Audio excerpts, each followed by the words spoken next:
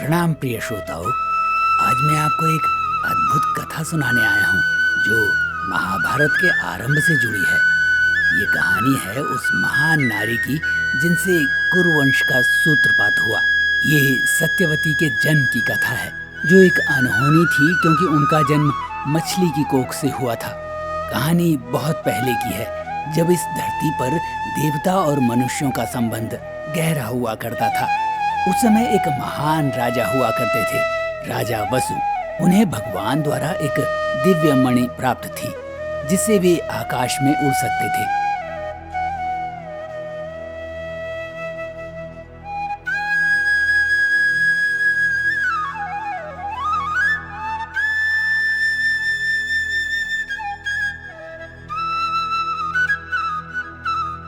ये वरदान सचमुच अद्भुत है। मैं धरती पर नहीं आकाश में हूँ। वाह, देखो तो हरियाली की चादर ओढ़े ये धरती कितनी खूबसूरत है। नदियाँ जैसे चांदी की लकीरें बनाते बह रही हैं। वो पर्वत कितने गर्व से खड़े हैं, मानो आसमान को छूने की कोशिश कर रहे हों। क्या राजसी दृश्य है। सच में ये धरती स्वर्ग से कम नहीं। प्रकृति की सुंदरता को ऊपर से देखना सच में अनोखा अनुभव है। काश महारानी मेरी प्रिय पत्नी मेरे साथ होती। मैं उन्हें दिखा पाता कि हमारा राज्य ऊपर से कैसा दिखता है, कितनी सुंदरता है इसमें। उनकी आंखों में इस दृश्य का अक्स देखना चाहता हूँ, जैसे हर सौंदर्य की पहचान वही है। वो मेरे साथ होती तो ये सफर और भी खास हो जाता। उनके बिना तो हर खूबसूरत नजारा अधूरा सा लगता है। सच में मेरे दिल का हर कोना उन्हीं का है। ये क्या हो रहा है? मेरा दिव्यांश नीचे गिर रहा है। और ये बाज ये कहाँ से आया? मेरा दिव्यांश लेकर कहाँ जा रहा है? अरे ये बाज फिर से आ गया। जल्दी छुपो। अरे ये बाज के मुंह से क्या गिरा है? शायद कुछ स्वादिष्ट खाने की चीज होगी। चलो बाज के नीचे आने से पहले ही खा लेती हूँ। राजा वसु का दिव्यांश जो बाज के मुंह से गिरता है, मछली उसे निगल लेती है। कुछ ही महीनों में मछली गर्भवती हो जाती है। श्रोतागण, ये मछली कोई साधारण जीव नहीं थी, बल्कि एक अप्सरा थी जिसका नाम था अद्रिका। एक श्राप के कारण ये अप्सरा मछली के रूप में जीवन व्यतीत कर रही थी। ये क्या है? हाँ, मैं माँ बनने वाली हूँ। सच में? क्या ये सच है? ओह, सच में मैं माँ बनने वाली हूँ। ओह, इसका मतलब मेरा श्राप टूट जाएगा। मैं स्वर्ग वापस जा सकूंगी। वर्षों की प्रतीक्षा आखिरकार समाप्त हुई। हे देवताओं, आपका आभार। मेरी मुक्ति का समय आ गया है। बहुत बहुत आभार। अरे ये क्या हो गया है? आज तो पूरी नदी छान डाली, पर एक भी मछली जाल में नहीं फंसी। कहीं आज मेरा भाग्य ही तो खराब नहीं। अरे भगवान, मुझ पे कृपा कर लो। मेरे को एक मछली तो घर लेके जाने दो। चलो एक आखिरी प्रयास कर लेता हूं।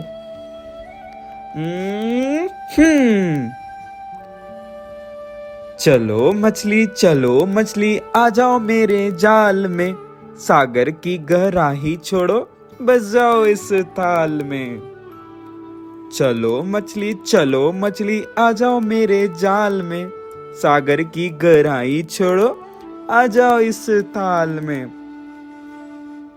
आ जाओ मछली आ जाओ, मैं तुम्हें लेने आया हूँ। अरे ये भारी सा क्यों लग रहा है?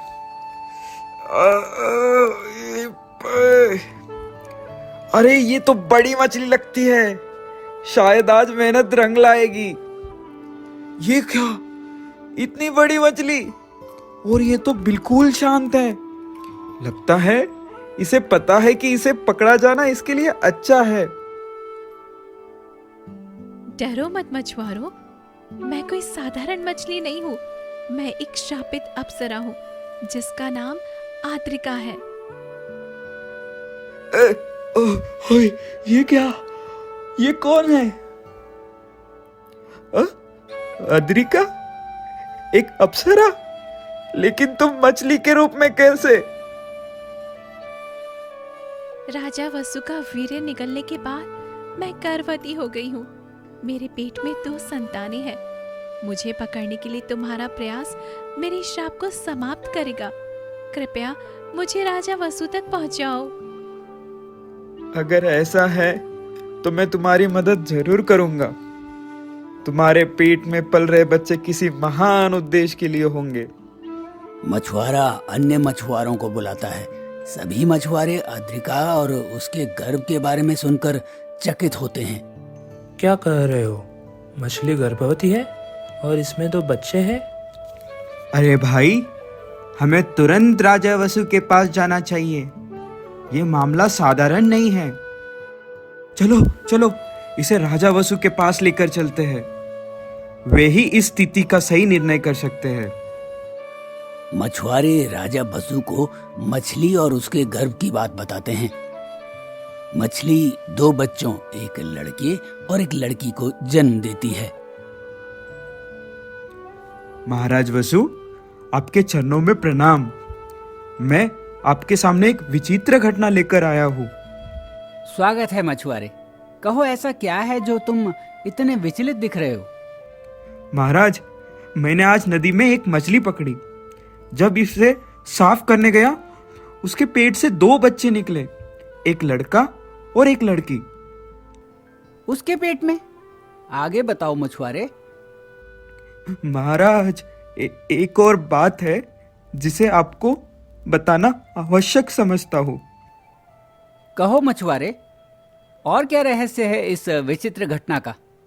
महाराज, ये मछली अप्सरा अद्रिका थी, जो ऋषियों के श्राप के कारण मछली बन गई थी। वो वर्षों से नदी में थी और अब इन बच्चों के माध्यम से उसने अपना श्राप समाप्त किया है। क्या? मछली के गर्भ में बच्चे, और वो भी अप्सरा अद्रिका? ये तो प्रकृति के नियमों के विरुद्ध है। जी हाँ महाराज, मैंने अपने आंखों से देखा। ये बच्चे साधारण नहीं हैं। उनके चेहरे पर दिव्यता झलक रही थी।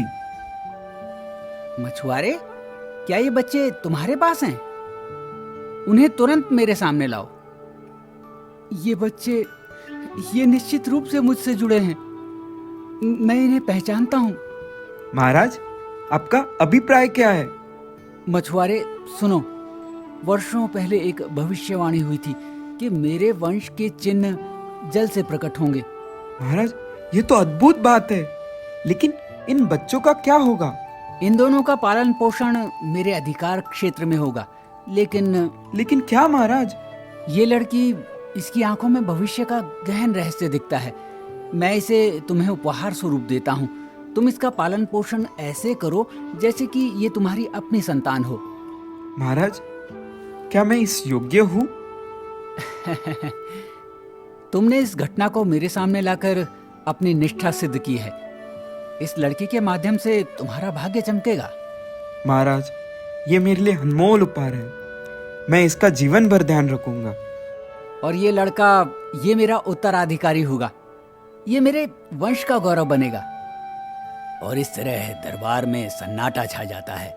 सभी लोग राजा वसु के निर्णय से सहमत और प्रभावित दिखाई देते हैं। याद रखिए, ये घटना सिर्फ एक रहस्य है।